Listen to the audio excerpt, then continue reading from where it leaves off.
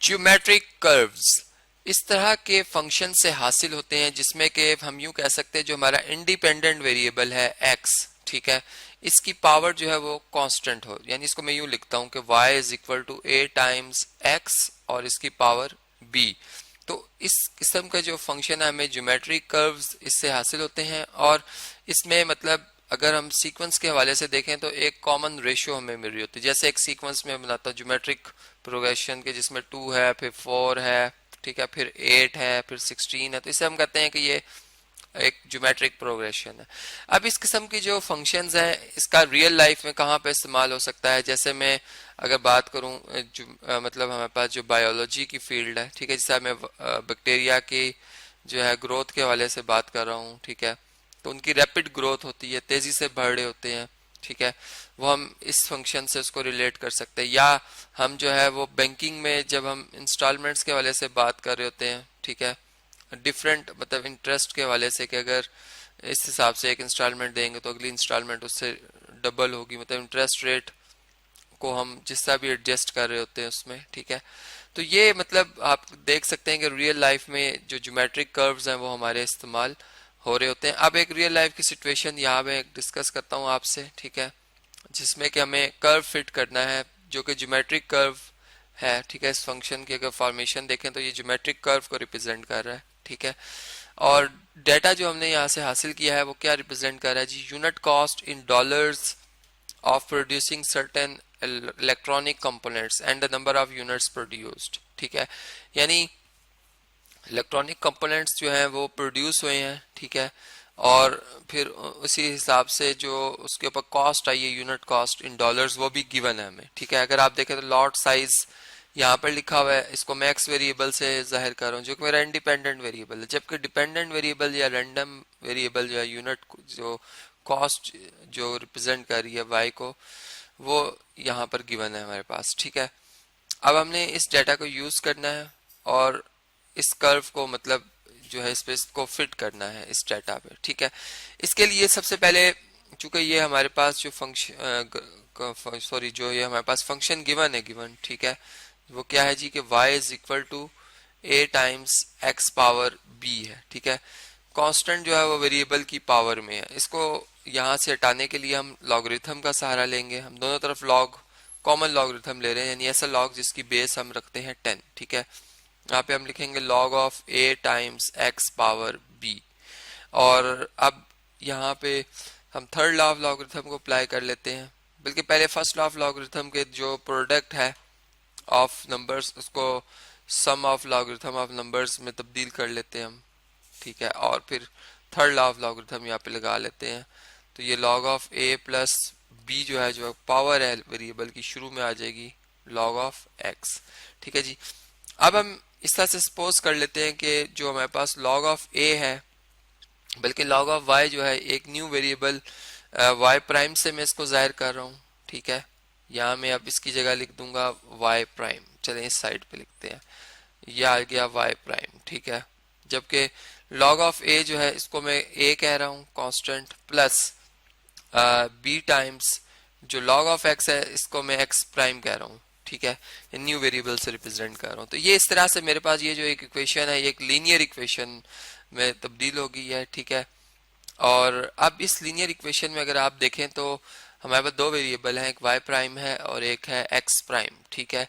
तो इसलिए हम यहाँ पर दो नॉर्मल इक्वेशंस जो हैं वो लिखेंगे, जिसमें कि एक जो होगी वो sum of y prime is equal to हम लिखेंगे n times a plus b times sum of x prime, ठीक है। जबकि जो हमारे पास दूसरी इक्वेशन होगी वो होगी sum of x prime y prime, यानी इन दोनों के प्रोडक्ट का सम, ये किसके इक्वल आएगा a times sum of x prime plus b times sum of x prime square के।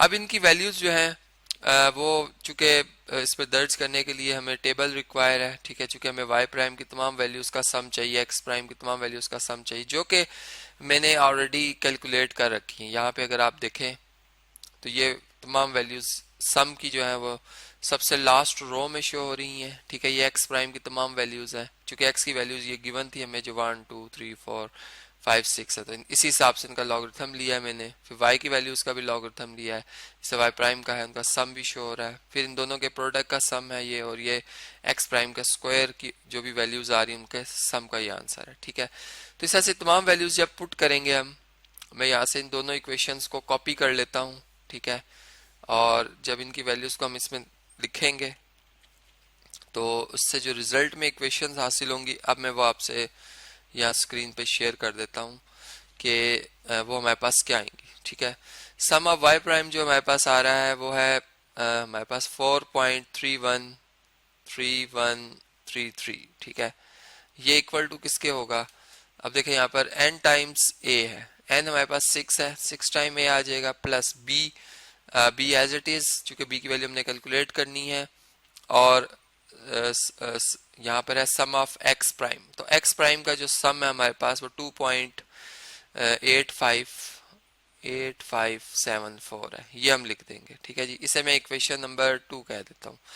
इस तरीके से हम जो सेकंड इक्वेशन है उसको अगर लिखें तो हमारे पास 2.2672, ये हमारे पास sum of x prime y prime के प्रोडक्ट का सम है। ठीक है, और इसमें 2.8574 ये है जी sum of x prime, plus b times sum of x prime square जो है इसका सम जो है मतलब ये है 1.7749।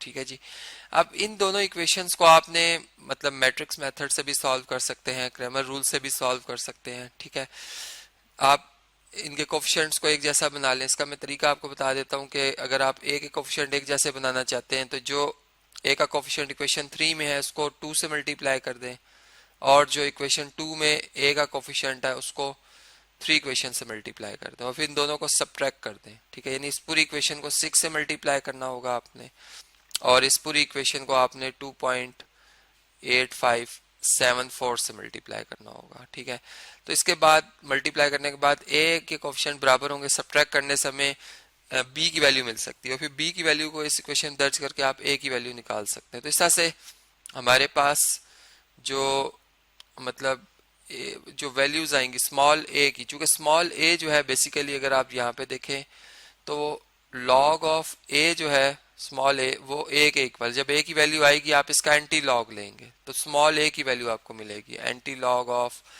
a capital A। ठीक है, तो वो वैल्यूज जो है मैं आपसे भी स्क्रीन पे शेयर कर देता हूँ कि स्मॉल a की और जो b की वैल्यू है हमारे पास स्मॉल b की वो क्या आ रही है।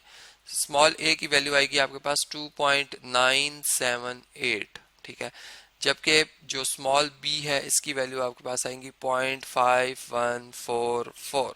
ठीक है, इससे हम जो अपनी इक्वेशन गिवन थी जिसमें हमने फिट करना था y is equal to a times जो कि 2.978 है, और x पावर हम b लिख देंगे जो कि 0.5144 है। तो इस तरह से ये हमारा आंसर आ जाएगा, जिसको कि मैं अप्रोक्सीमेटली यूं लिख सकता हूं कि y is equal to 3 times x power 1/2। ठीक है, यानी 0.55 को राउंड डाउन कर लिया मैंने। ठीक है, जबकि 2.978 को मैंने 3 बना दिया है। ठीक है, तो अप्रोक्सीमेटली ये हमारा फंक्शन बनेगा।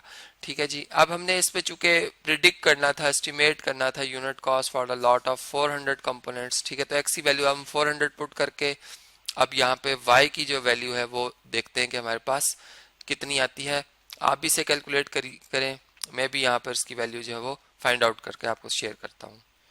जी स्टूडेंट्स, आप देख सकते हैं कि ये हमारे पास जो यूनिट कॉस्ट आई है वो $60 आई है। तो इस तरीके से हम इस जो हमारे पास ये एस्टिमेटेड रिग्रेशन हमारे पास ये इक्वेशन आई है इसकी मदद से हम जो एस्टिमेट है या जो प्रिडिक्शन थी, एस्टिमेशन करना था हमने यहाँ पे, वो हम बड़े आसानी के साथ जो है वो गिवन डाटा की मदद से यहाँ पर कर सकते हैं।